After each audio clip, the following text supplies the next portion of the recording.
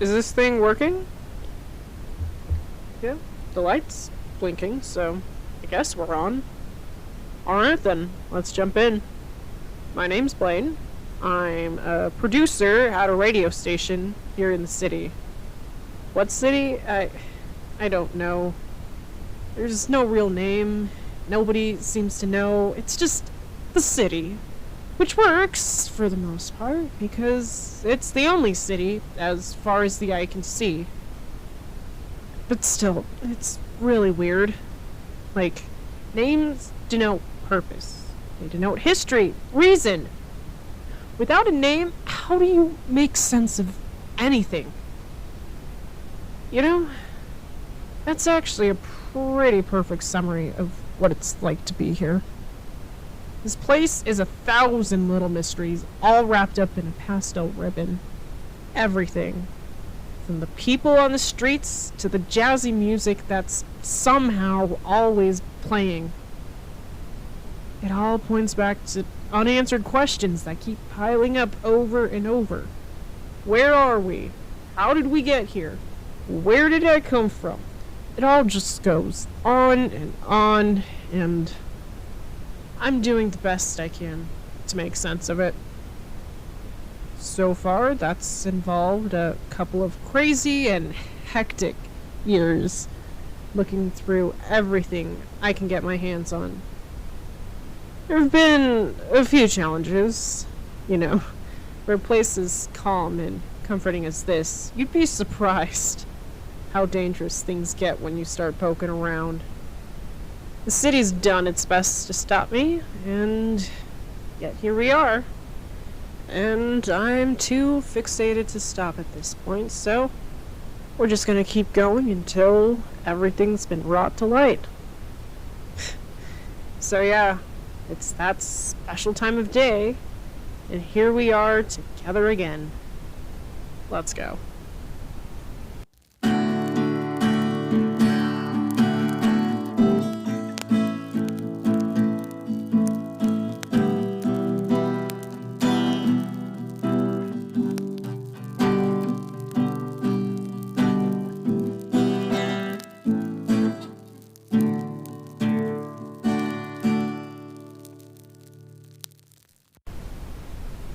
Blaine's log.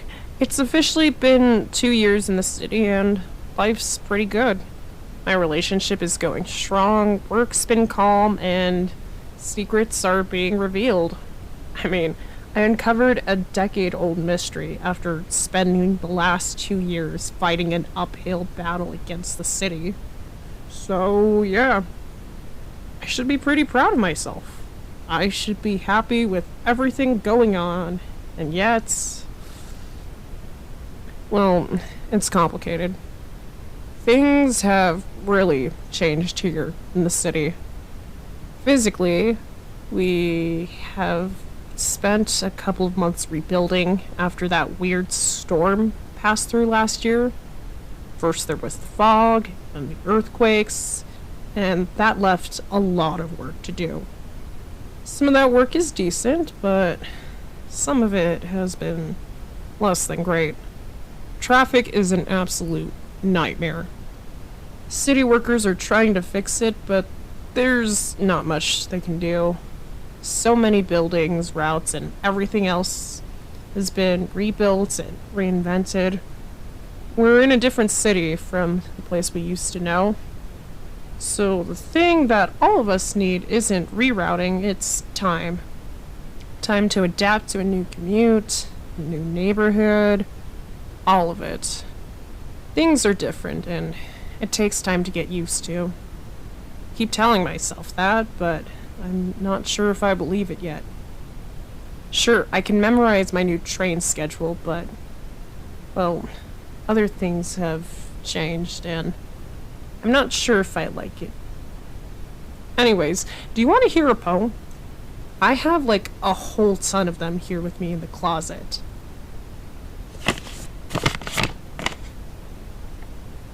How do I say my love for thee? It rings like silver bells.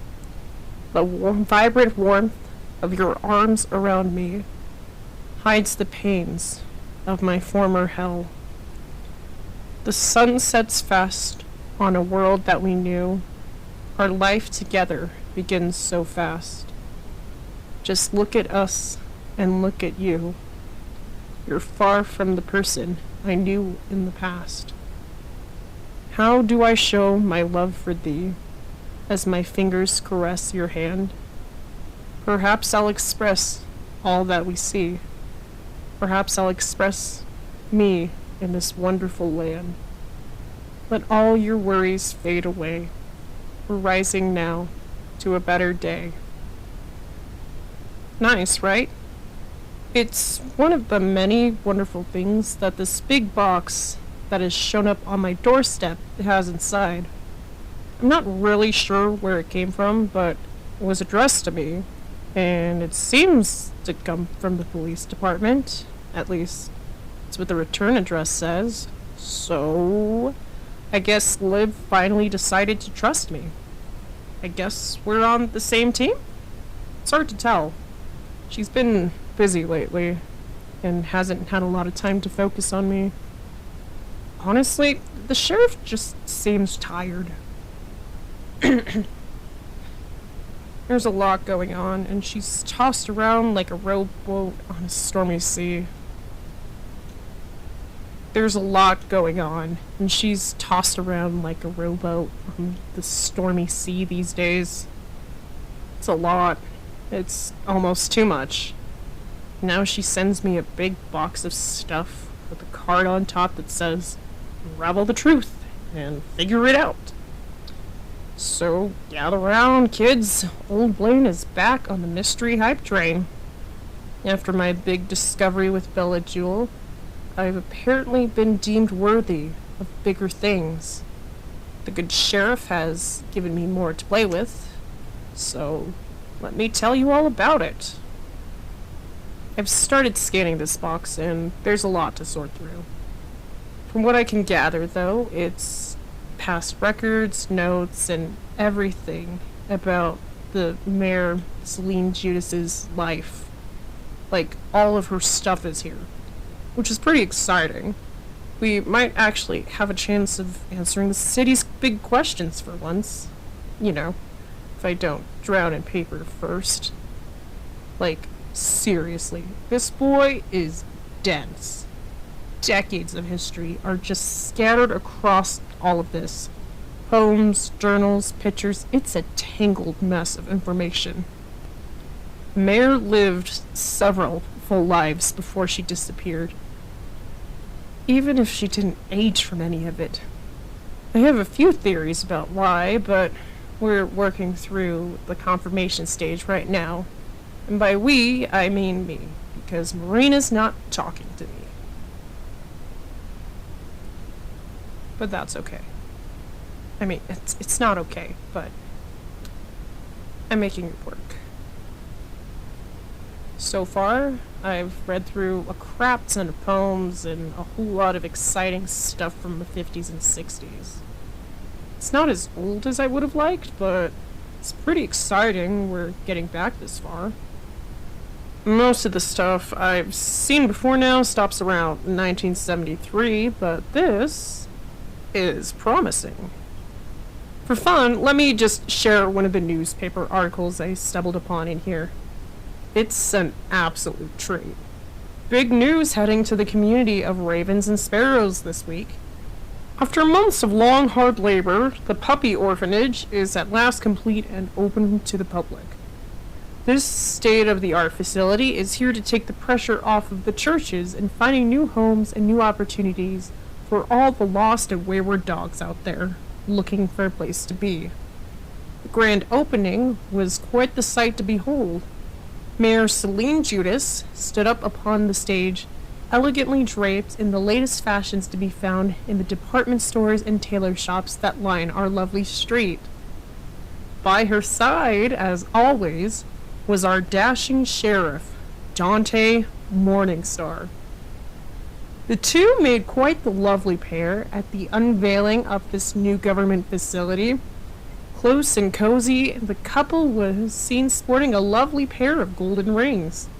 Simply a coincidence, or perhaps something more? There is much for any keen-eyed viewer to speculate. Officially, we have no news yet on whether or not marriage nuptials have been discussed, although the two are as enraptured and in love as any previous generation has stated. It's yet to be seen when our city's top power couple will finally tie the knot and settle into the family life we all eagerly long to see. For now, all we can do is speculate, but I, for one, look forward eagerly to when the womanly wiles finally take hold and they do what must be done. It's a swell thing to settle down, and I am excited to see what this guy and gal have planned. There you go. Deep, informative, softcore, kind of leading into sexist territory, but hey, this is from the 50s, so, take it as it is. Personally, I think it's interesting to note for a couple of reasons. One of those is just the entire tone. Like, who says swell anymore? I swear that report was like 20% news and like 80% just like personal gossip, which honestly, for the 50s, what more could you want? There's other stuff that I find interesting about this. The mayor's some type of immortal being, and she's been in charge of the city for a good long while. I mean, we already had a bunch of papers leading towards that, and I've had a hunch for a while, but confirmation is nice. For this Dante guy, too, it seems that he's also some sort of immortal being type Theo from the previous generations mentioned. Also, it's cool to know that we have a name and a title. Sheriff Dante Morningstar. What's his deal? What's his relationship with the mayor? It appears to be friendly, but I don't know. There's more to look into. At least for now, I have another name to exhaustively search. At least this time I have a last name to go off of, and not just some guy named Dante. I can finally stop stalking people. Anyways, wanna hear a poem? It's written in what I assume is the mayor's handwriting. And unlike everything else in this box, it's not old as balls. Vanishing far away from home, leaving nothing there to see. Just an empty heart that's all alone. That's all you left for me. The only peace I've ever known is that which I gave to you. And now the roots begin to grow. What am I supposed to do? Hopes have shattered like china glass. What's left for me to be? 'Cause I'm stuck being buried by our painful past. There's nothing left that I can see. But if I were somewhere else, and if I were someone else, and if I were not myself, would all this be easier? The date on this one is September 7th, 2006. Only a few days before the tragedy of the Half Nine Hotel really struck. Crazy, right? I don't know what this means, but I'm jazzed that I have it. There's answers somewhere out here. Just need to sit down and find them. And that's going to take time, because this box is really big, and I barely managed to get it through the door. Honestly, any sane person would probably hesitate. So it's a good thing that Liv sent this to me and not someone else. I'm not sure how any of this will be helpful to her, but I'll do my best. So, for the time being, we're unraveling the cryptic entity formerly known as Celine Judas. Right now, the game appears to be figuring out who she is, where she came from, what she is, and what her whole deal is with this Dante guy. I'm barely scratching the surface, There's already a lot to try and wrapping here. My head is just flames, seething flames, smoke coming out of my ears. It's a lot. Gosh. You know, Jeremy was right when he said it.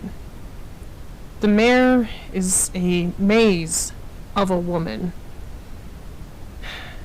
You know, I wish Jeremy was still here. He used to work for her, so he'd probably have a lot more to say on the personal life of Celine Judas. It'd probably make more sense going through him and a lot easier, but that's just an option we don't have. Jeremy disappeared around the same time the storm faded from the city last year. Fog left, the rubble was cleared, and no mysterious fogman. I don't know if it's because he caused the natural disasters or left because they stopped, but something happened. The important thing, though, is that he's gone and doesn't look like he's coming back anytime soon. So, yeah, no Jeremy.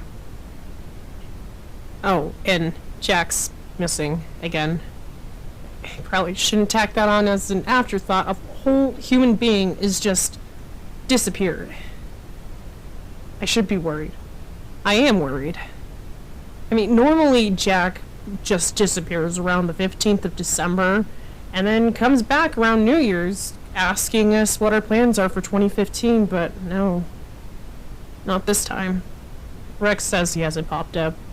He hasn't answered any of his texts, and a couple months have passed and nobody's heard anything. I'm kind of worried.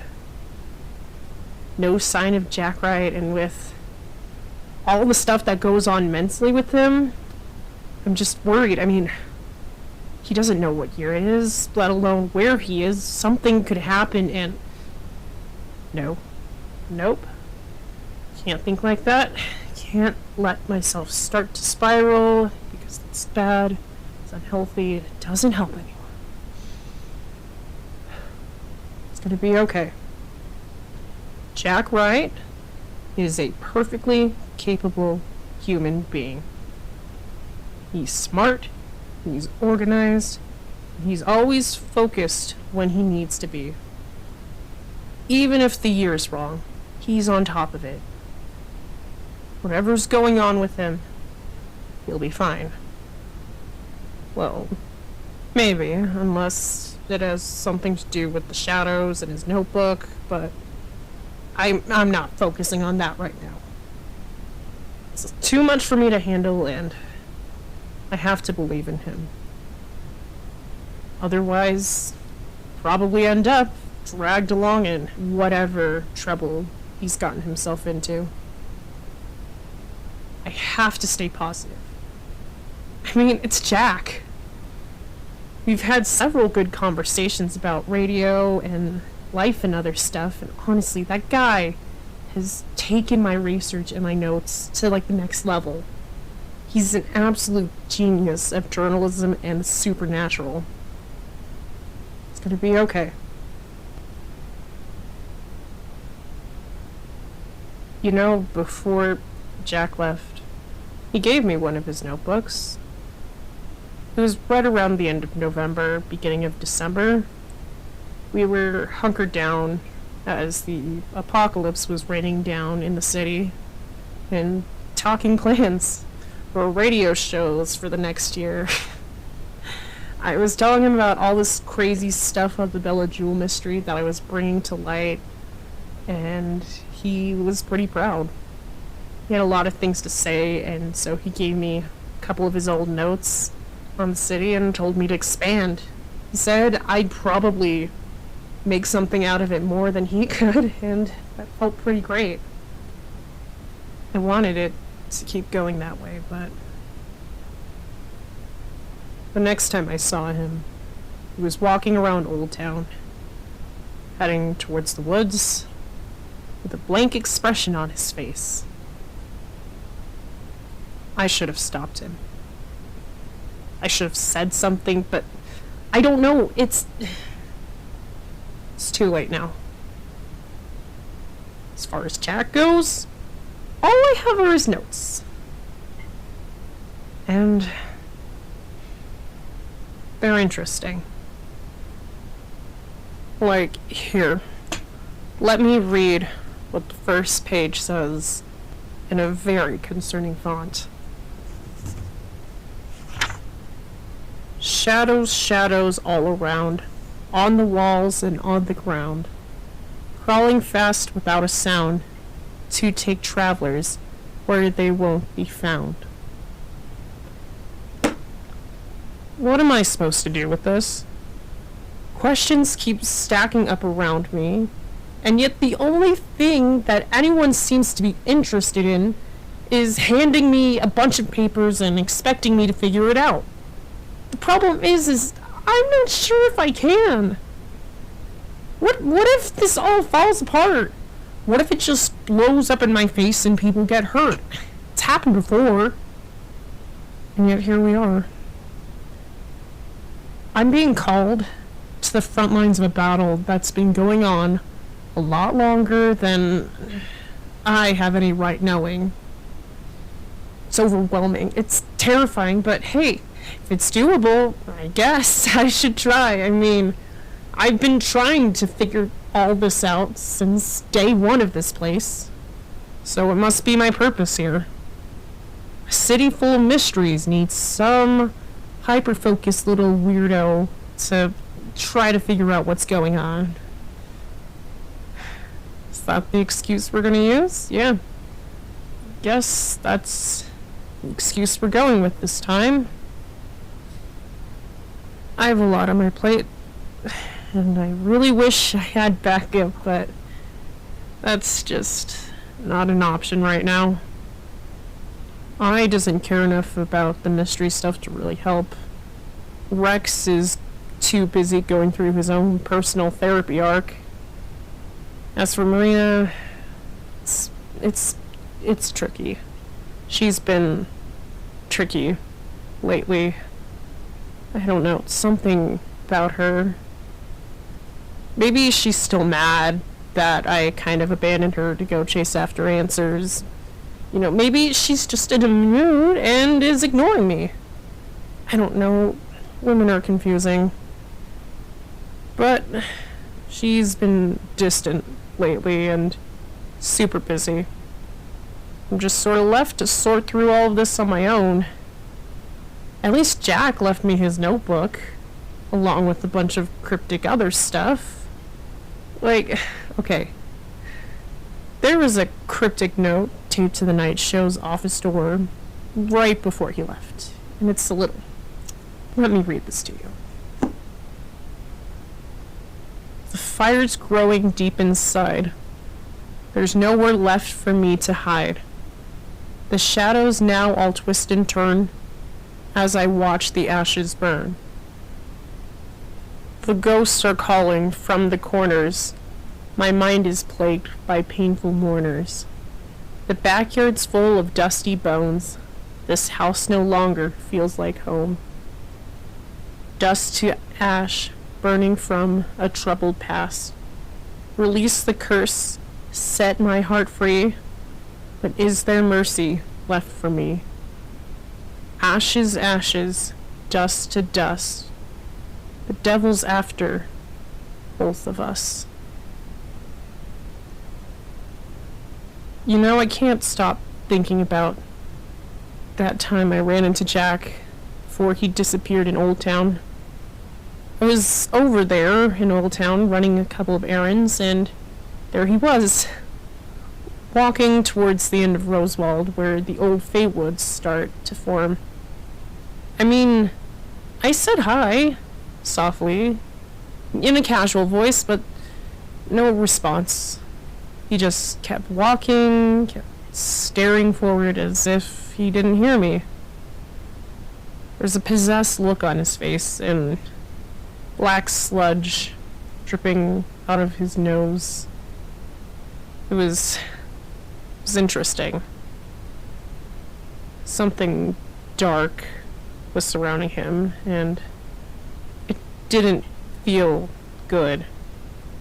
It felt like it wanted to do harm. You could smell it, almost, in the air. I don't know if I could have stopped him, or if I could have said something. It's too late now. I just hope Jack's okay, wherever he is. I hope this doesn't turn into some big, terrible thing. But, knowing my luck, we're just going to have to see. All I can do is work with the tools currently at my disposal. Liv, I'm assuming, was nice enough to give me a big box of mayoral goodies, so I should do something with it. I mean, it's all she's given me in the entire time we've known each other, but still, it's something. It's a lot, really. I just wish she'd be a little more specific, but hey, if this is all the contact she can stomach with me, I'll go for it. I mean, I haven't heard anything for the last couple of months. It seems Sheriff Olivia Hawthorne has slipped onto the list of people who aren't returning my calls anymore. Is she okay? Am I okay? Is anyone okay?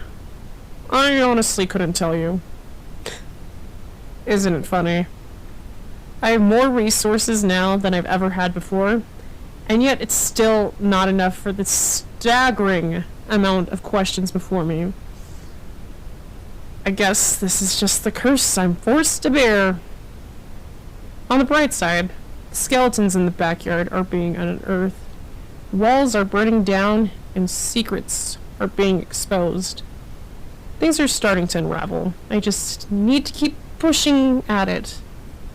Hopefully Marina will get over whatever's going on, or we'll talk, or something, and I can get some help, but we'll see. It's been weird, almost menacing, in a way. She's honestly been really distant. I guess she's still mad, but I don't know. I mean, if she is, I don't blame her. I just wish this aura would stop lingering. It's bothering me. Oh well, maybe I deserve it. Maybe I just need to do better. Yeah, come on, Blaine. Do better. Okay. For now, I think it's best I keep all this to myself.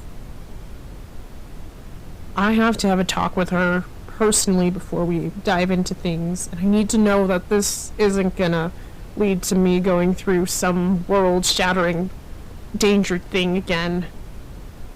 Or if there's no option, because let's be honest, this always ends up in danger. I just don't want her to be hurt in the process.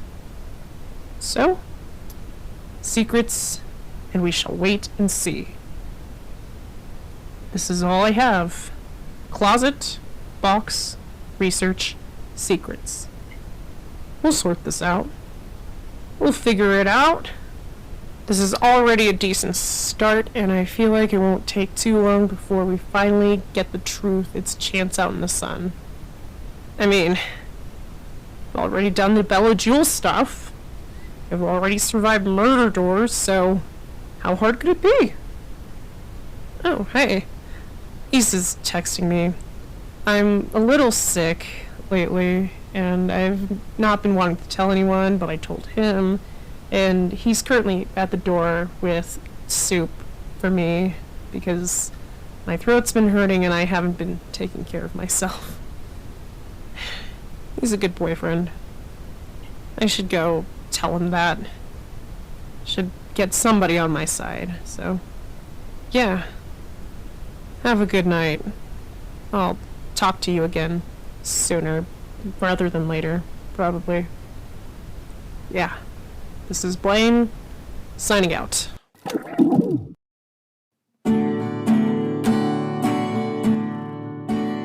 Dream Girl City is a production by NJ Schulze. It was written, produced, and acted by NJ Schulze. Poems for today were How Do I Love Thee, Easier, and Curses, all by NJ Schulze. Want to join our community? Want to share your theories and more? Please consider our email or checking us out on social media. We have all sorts of goodies down there in the show notes for all of you to check out. If you have the means to support us, we appreciate any donations to our ACAST support feature, or if not, we really appreciate any rate or review that you could give wherever you are getting this podcast. And share us with a friend. It really helps us grow. Thank you so much for listening and for tuning in for this fantastic season. We have a lot of stuff planned for you guys in the future, and I am excited to see where it's going to go. But until that time comes, remember, try not to fight when you see the light.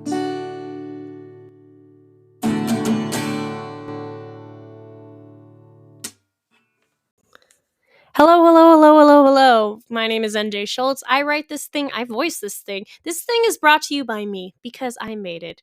Anyway, do you like merch? Do you like Raccoon Boy? Do you want Raccoon Boy stuff? Or other fun logos and stuff?